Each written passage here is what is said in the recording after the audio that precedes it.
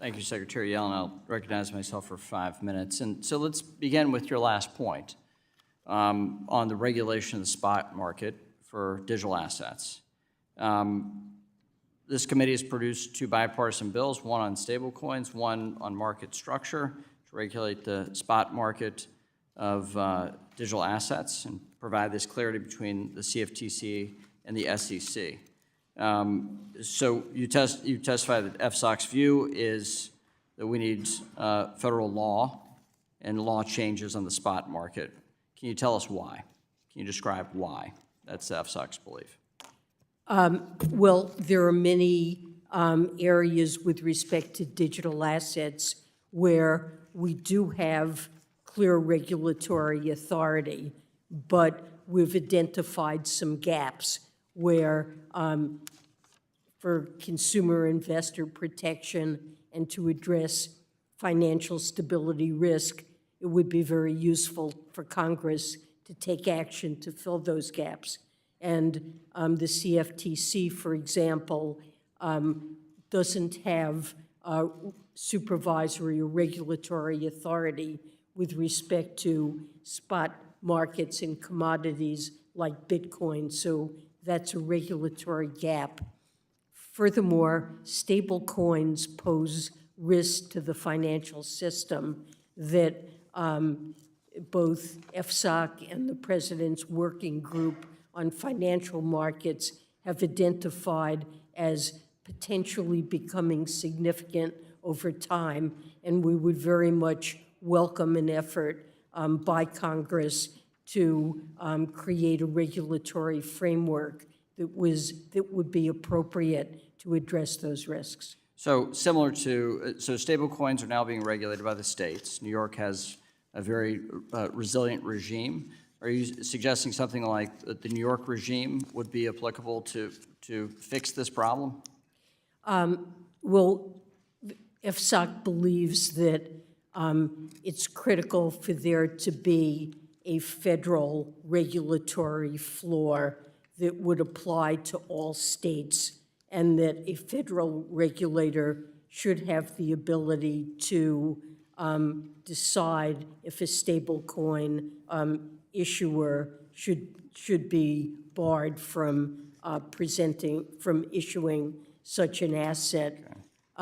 Also, we believe that because wallets are a critical part of the stablecoin ecosystem, and we've seen many instances in which there have been significant losses, that it's critical to enact regulatory protections for holders of wallets. So back to the spot market, though.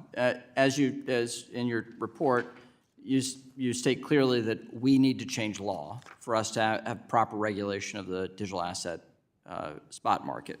Is that correct? Yes, that's a recommendation. Okay, so broader. Let's go to the broader set, not the emerging issues, but in November, FSOC issued its final guidance on non-bank designation. Are there firms that FSOC has identified that are being analyzed right now for designation? Well, I don't think it's appropriate for me to talk about individual firms. We've certainly not reached a stage at which the Council has received recommendations with respect to designation.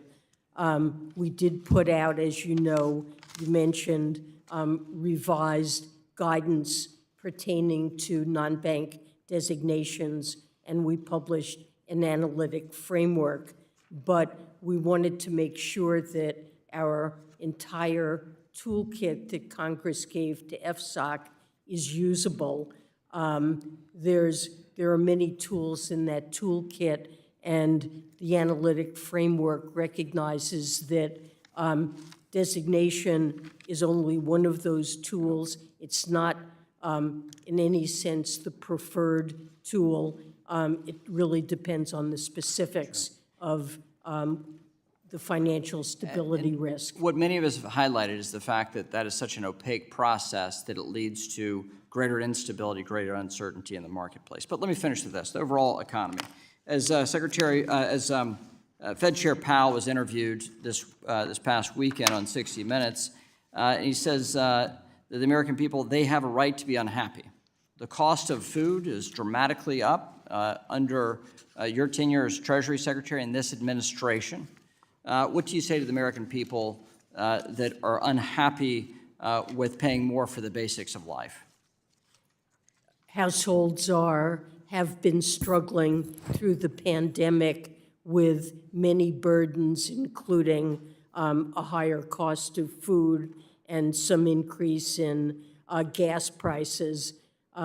We've had a couple of years of high inflation, and it's a top priority of this administration to bring inflation down and to use the tools we have to reduce the burdens on hardworking households. We have certainly used it with respect to healthcare costs, limiting insurance premiums for healthcare, the co-pays for insulin. My time has expired.